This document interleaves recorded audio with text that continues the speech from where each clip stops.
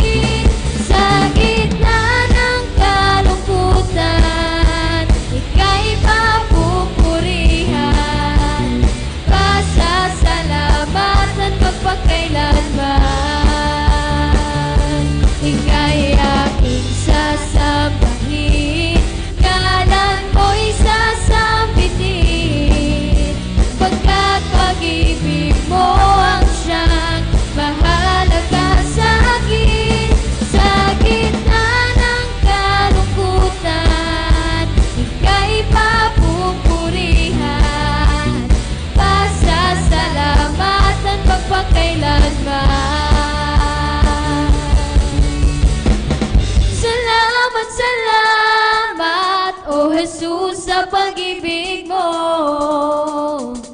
walang ibang nagmahal sa akin ng katulad mo. Salamat, salamat, O Jesus, sa pag-ibig mo. Ako'y magsasaya sa piling mo.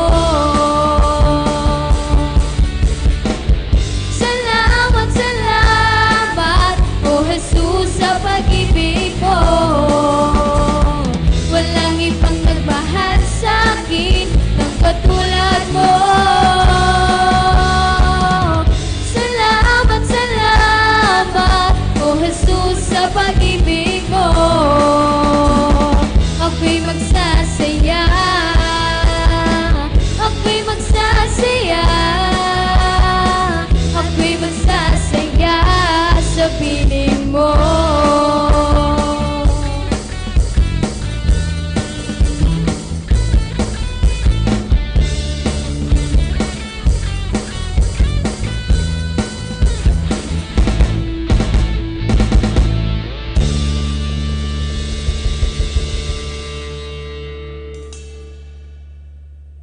Sige po, patuloy po nating awitan ng ating Panginoon.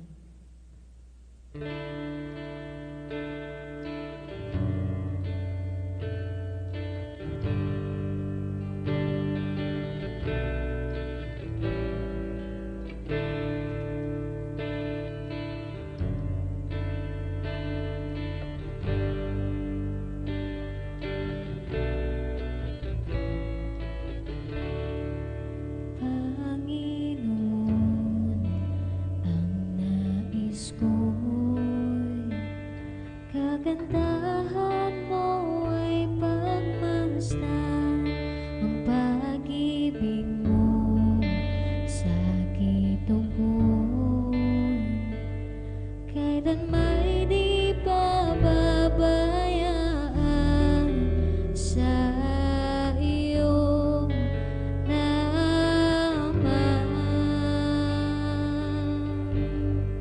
matatagpuan sa iyong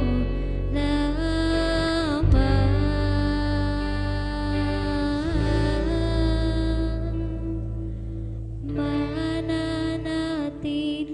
sa iyong alibig at sasambahin ka sa dakong alib. Mananatili sa iyong lilim nang masumpungan ka sa dakong alib.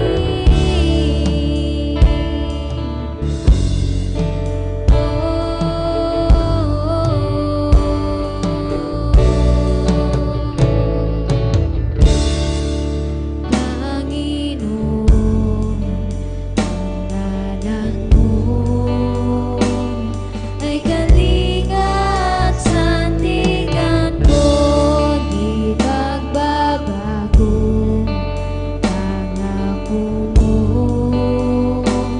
salita mo'y panghahawakan sa iyong laman. Matatagpuan sa iyong laman.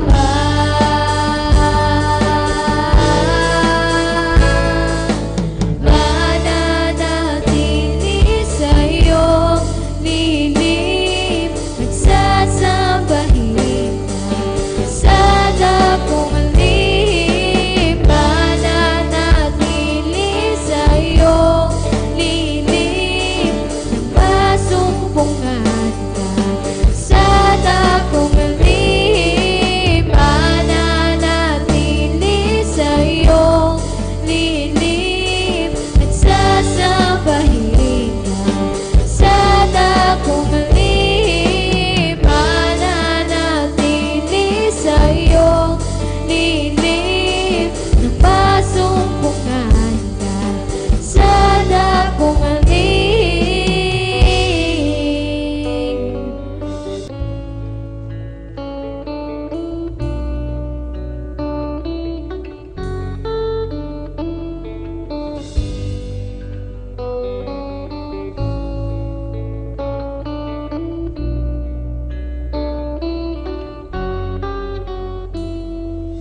Ang papuri ko ay tanging sa'yo, sa'yo lamang iniaalay. O Panginoon, ang puso ko'y sa'yo magpakailanman. Ang papuri ko ay tanging sa'yo, sa'yo lamang iniaalay. O Panginoon, ang puso ko'y sa'yo magpakailanman. Ang papuri ko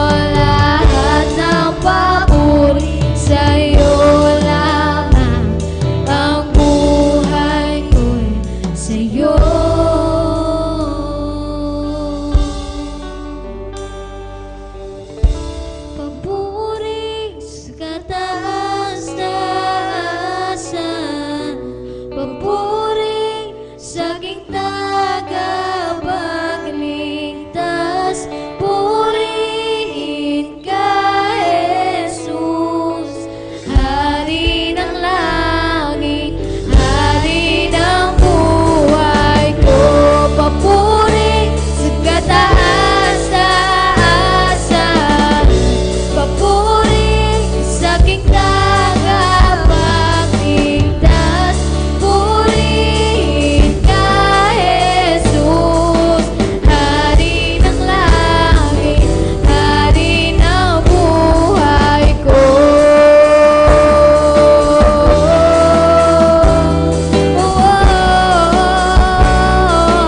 Hari ng buhay ko.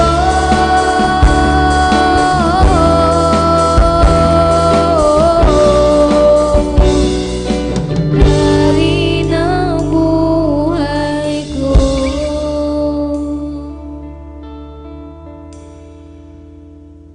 You are welcome to send your tithes and offering and your seed to the man of God.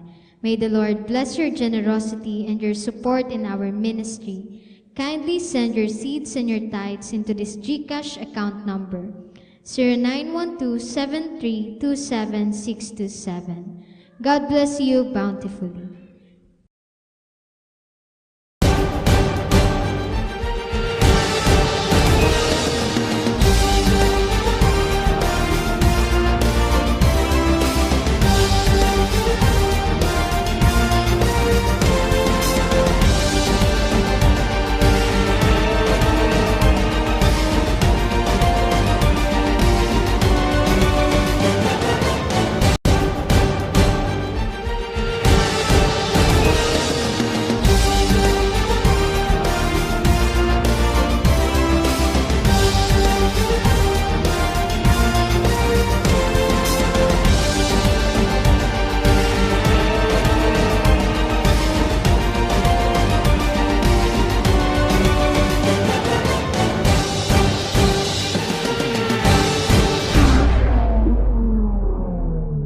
Happy Lord's Day po sa ating lahat. Pagpalain po tayo ng Panginoon sa araw na ito.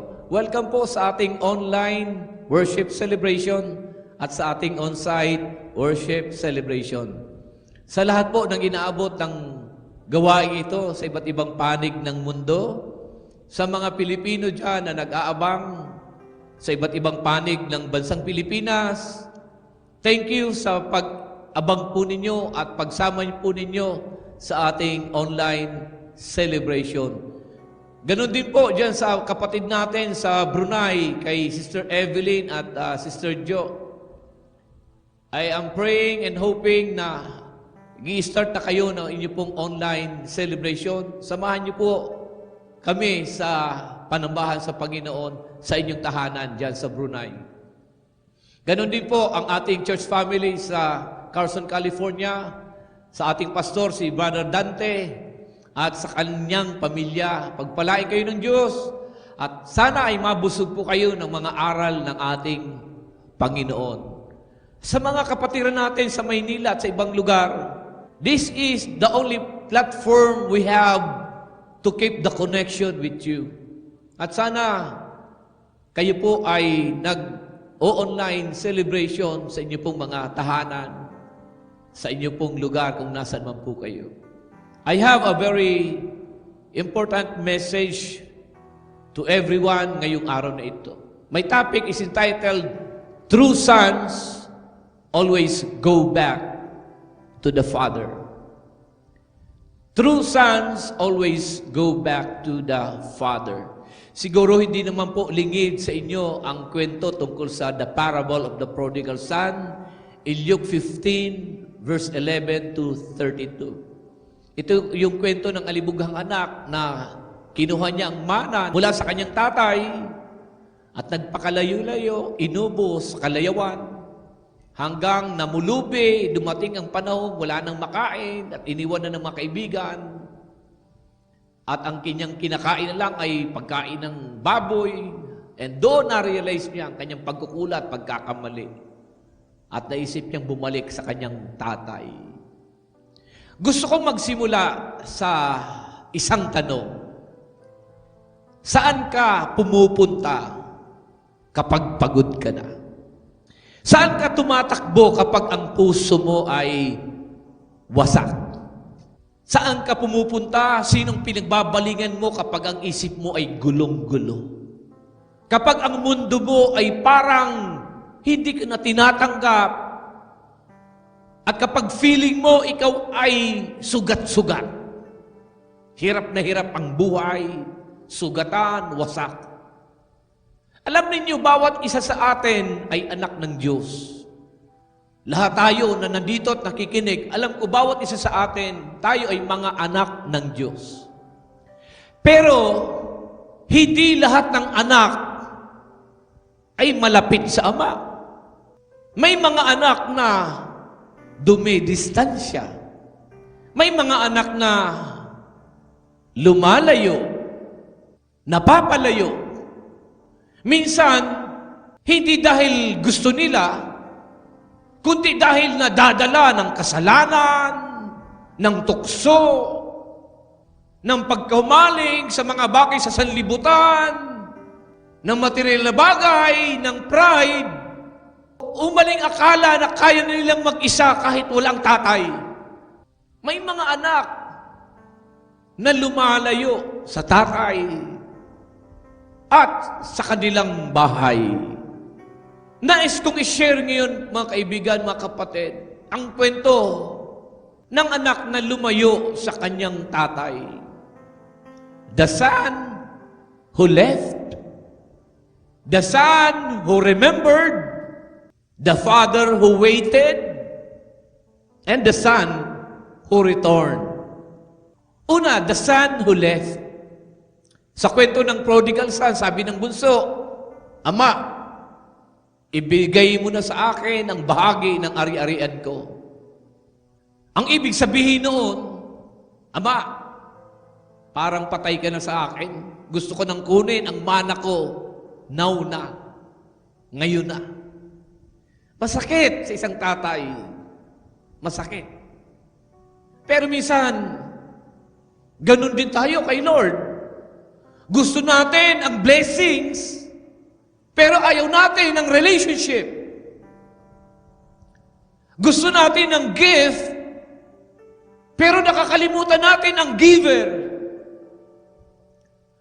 We want to seek His hands, not His face. At anong ginawa ng anak? Matapos makuha ang mana, umalis, nagpakalayo-layo. At sa una, parang ang saya. May pera, may barkada, may kalayaan. Pero nung naubos ang lahat, nang dumating ang tagutom, nung wala nang natira, nung wala na siyang pera, wala na rin ang mga kaibigan niya, naiwan siyang nag-iisa.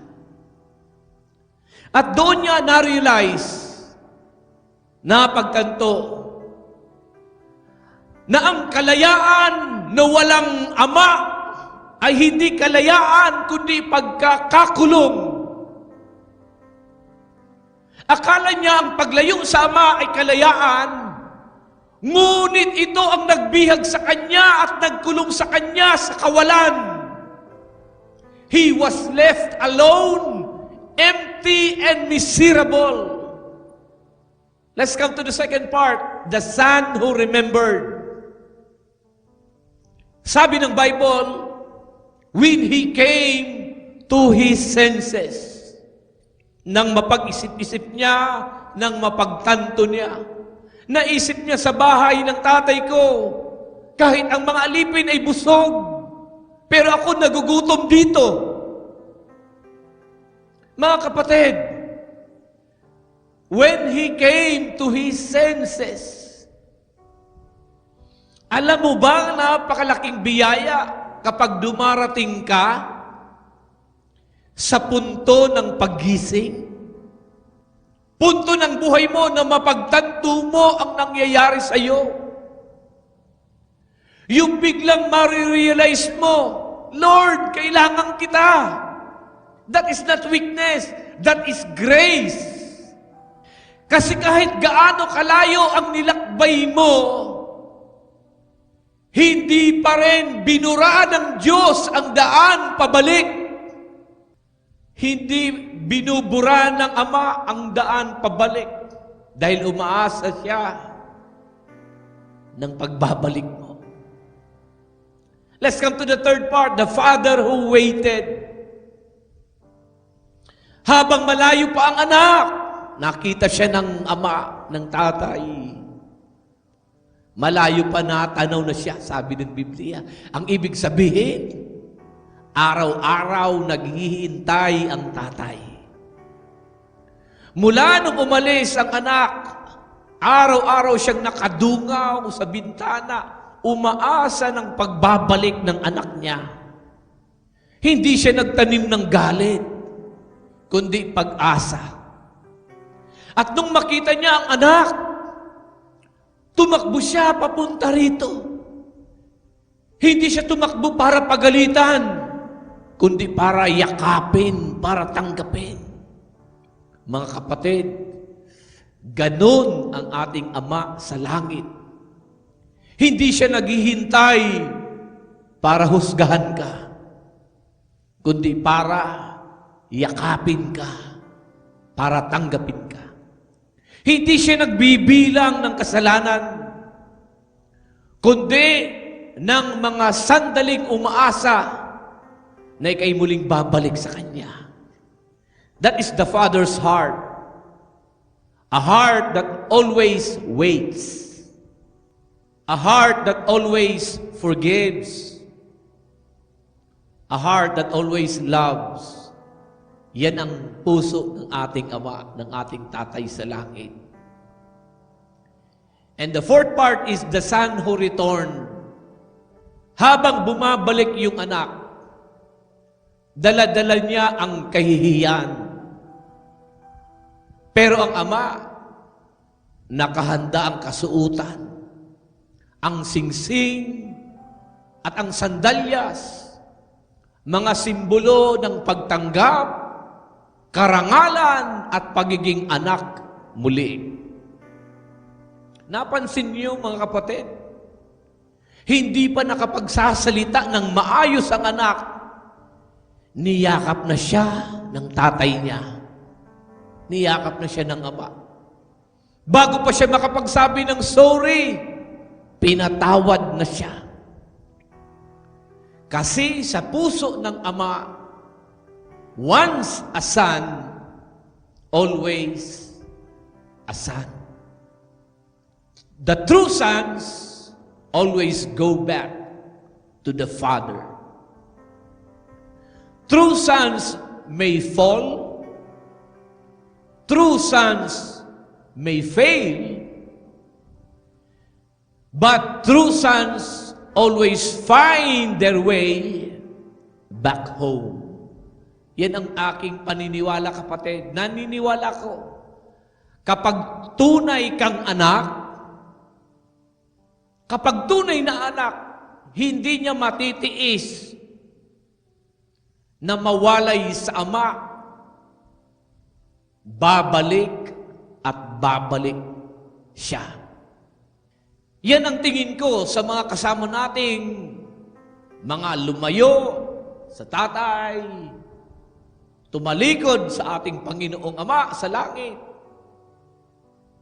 Kapag sila ay mga totoong anak ng Diyos, hindi nila matitiis ang ganoong kalagayan na malayo sa Ama. Hindi nila matitiis ang kalagayan na nakalublob sa kasalanan at malayo sa piling ng Ama. They will go back to God and they will go back to the house of God. Maliban na lang kung hindi tunay na anak na sa totoong diwa ay naging church-goer lamang. Naging church-goer lang dati. Pero hindi tunay na nakipagrelasyon sa Panginoong Diyos. Dahil ang tunay na anak, kapag tunay, bumabalik. Hindi importante kung gaano kalayo ka napunta. Hindi mahalaga kung ilang beses kang nadapa. Ang mahalaga, bumabalik ka sa Ama. Bumabalik ka sa Tatay.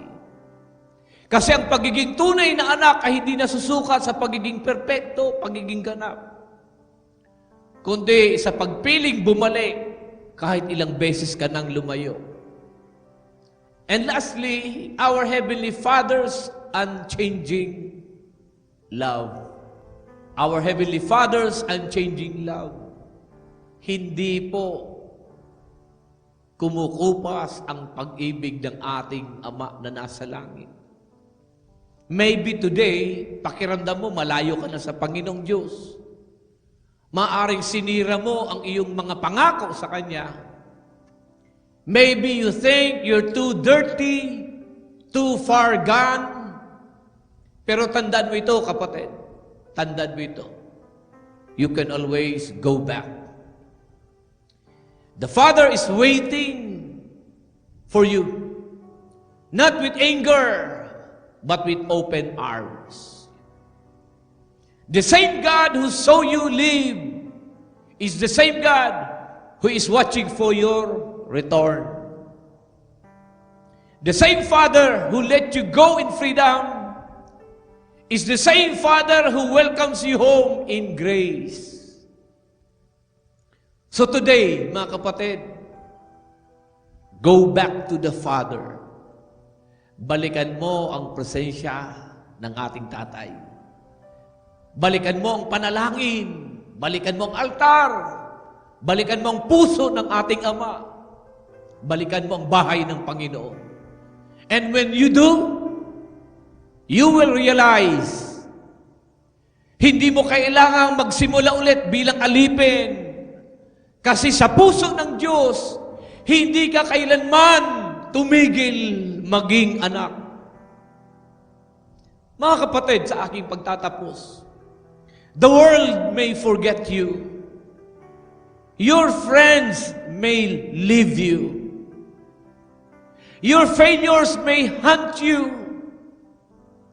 But your Father in heaven never stopped loving you. True sons always go back to the Father. Because home is not a place. Home is the presence of God. And no matter how far you have gone, the road home is always open. It's always open. And when you do, you will realize, hindi mo kailangan magsimula ulit bilang isang alipin. Kasi sa puso ng ating Panginoong Diyos, hindi ka kailanman tumigil maging kanyang anak. In 1 Corinthians 13 verse 13, and now these three remain, faith, hope, and love. But the greatest of these is love. Tayo po'y manalangin. Panginoon, salamat po sa pagmamahal mo sa amin. Turuan mo kami, hindi lang magmahal sa iyo, kundi magmahal sa mga taong inilalagay mo sa buhay namin. Bigyan mo kami ng puso na mapagpatawad, mapagbigay at mapagpakumbaba. Gamitin mo kami upang may padamang pag-ibig mo sa isang mundong puno ng galit at pagkawatak-watak. Sa pamamagitan ng aming pagmamahal sa kapwa, naway makita ng mundo na kami iyong mga anak sa pangalan ni Jesus. Amen. Palapakan natin ang ating Panginoon. Hallelujah. Magsitayo. Itaas ang mga kamay at ako'y nagdideklara. Ang kapayapaan ng Panginoon sa ating lahat, ang panatag na puso, ang matiwasay na pag-iisip, ang masayang kaloob at malakas sa pangangatawan, ang pinagpalang buhay at kabuhayan ay dumalay sa iyo at sa iyong sambahayan. Pakaingatan ka ng Diyos sa buong isang linggong darating at ang kapayapaan niya maghari sa atin. Tanggapin natin lahat ito sa pangalan ng Ama, ng Anak, at ang Espiritu Santo. Lahat ay magsabi ng Amen. Happy Lord's Day. Happy Lord's Day.